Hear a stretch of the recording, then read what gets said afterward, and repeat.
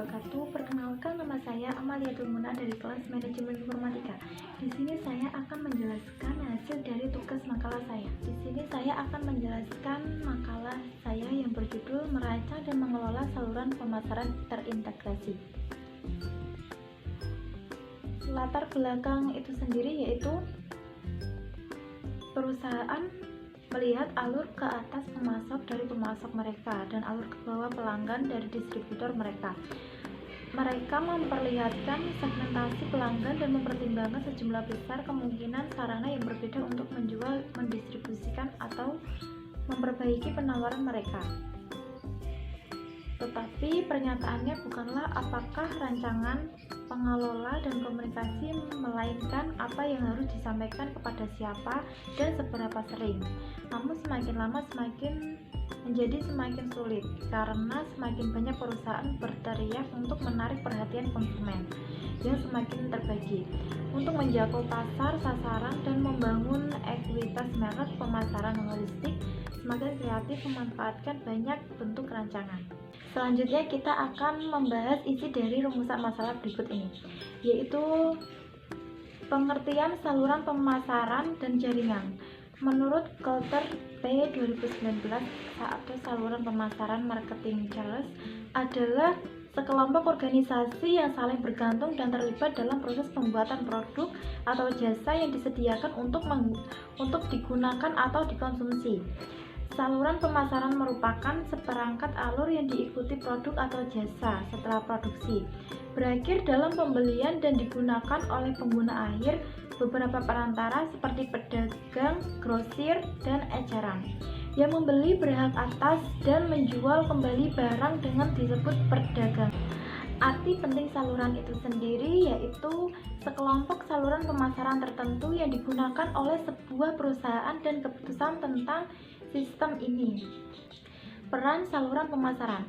Produsen seringkali bisa mendapatkan efektivitas dan efisiensi dalam melakukan penjualan dengan menggunakan perantara melalui kontak, pengalaman spesialis, dan skala operasi mereka.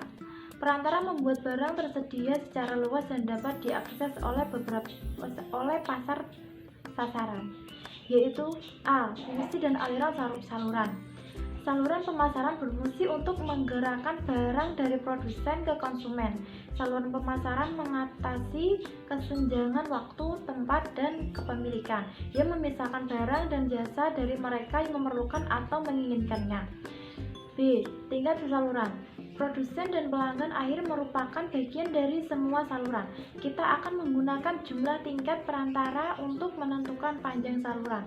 Contohnya yaitu aliran fisik, aliran hak milik, aliran pembayaran, aliran informasi, dan aliran promosi. C. Keputusan perancangan saluran. Titik perancangan sistem saluran pemasaran membutuhkan analisis sebuah konsumen, menentukan tujuan saluran, serta mengidentifikasi dan mengevaluasi alternatif saluran utama. Seperti A. Menganalisis tingkat output jasa yang diinginkan pelanggan, yaitu seperti ukuran lot, waktu tunggu dan waktu pengiriman, kenyamanan spesial, keragaman produk, dan dukungan layanan. Yang B yaitu mengidentifikasi dan mengevaluasi alternatif saluran utama. Perusahaan dapat memilih dari berbagai saluran untuk menjangkau konsumennya, dan tenaga penyalur, penjualan, sampai agen distributor, penyalur, surat langsung, telemarketing, dan internet. Keputusan manajemen saluran. Memilih anggota saluran. Bagi pelanggan, saluran merupakan perusahaan untuk memfasilitasi pemilihan anggota saluran. Produsen harus menentukan karakteristik yang membedakan perantara yang lebih baik. Mereka harus mengevaluasi jumlah tahun dalam bisnis kini lain yang dijual, pertumbuhan dan kecepatan laba, kekuatan keuangan, kerjasama, dan reputasi layanan, agar anggota saluran dapat memenuhi fungsinya sesuai dengan keinginan produsen. Maka setelah memilih anggota saluran, keselanjutannya harus dilakukan seperti melatih dan memotivasi anggota saluran, mengevaluasi anggota saluran, dan memodifikasi rancangan dan pengaturan saluran. Kelima yaitu integrasi dan sistem saluran. Proses saluran distribusi tidak bersifat statis. Institusi perdagangan grosir dan eceran baru bermunculan dan sistem saluran baru berkembang. Seperti sistem pemasaran vertikal. Sistem pemasaran vertikal yaitu saat ini berkembang saluran yang paling signifikan, misalnya saluran pemasaran. Mencakup produsen independen, perdagangan grosir, dan pengajar setiap anggota. Saluran merupakan bisnis terpisah yang berusaha memaksimalkan labanya sendiri, seperti pedagang grosir dan pengecer. Untuk sistem pemasaran horizontal di mana dua atau lebih perusahaan yang tidak berhubung menyatukan sumber daya atau program untuk mengeksploitasi peluang pemasaran yang muncul. Setiap perusahaan tidak memiliki cukup modal, pengetahuan, produksi, atau sumber daya pemasaran untuk melakukan usaha sendiri atau takut terhadap resiko. Konflik kerjasama dan persaingan.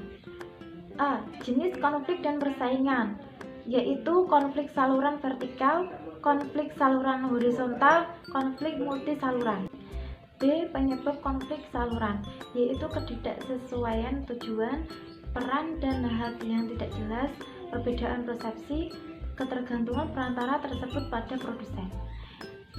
C. Yaitu mengelola konflik saluran seperti penggunaan sasaran yang paling tepat, kooptasi, dan diplomasi. D. Masalah hukum dan etika dalam hubungan saluran, yaitu strategi di mana penjual hanya mengizinkan gerai tertentu menjual produknya, disebut distribusi eksklusif.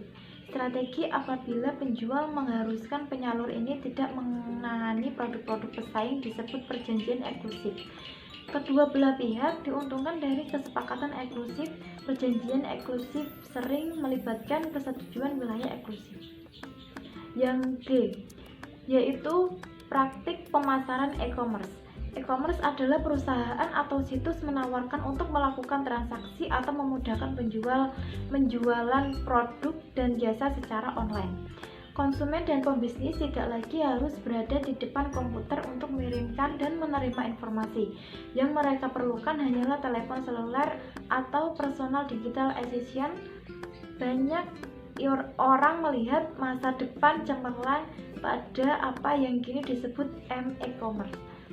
M adalah kependekan dari mobile. Kesimpulan dari makalah berikut ini yaitu dengan mempunyai rancangan, pengelolaan, dan saluran pemasaran yang baik, perusahaan akan mampu mewujudkan distribusian yang lancar serta akan mempunyai jaringan pemasaran yang luas.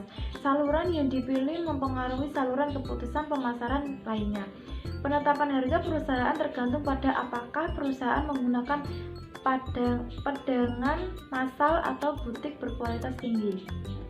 Keputusan saluran mencakup komitmen jangka yang cukup panjang dengan perusahaan lain serta sejumlah kebijakan dan prosedur. Dalam mengelola perantaranya, perusahaan harus menentukan berapa besar usaha yang dilakukan untuk melakukan strategi pemasaran dorong atau tarik. Saluran pemasaran berfungsi menggerakkan barang dari produsen ke konsumen. Saluran pemasaran mengatasi kesenjangan waktu, tempat, dan kepemilikan yang memisahkan barang dan jasa dari mereka yang memerlukan atau menginginkan. Cukup sekian makalah yang dapat saya sampaikan. Semoga bermanfaat.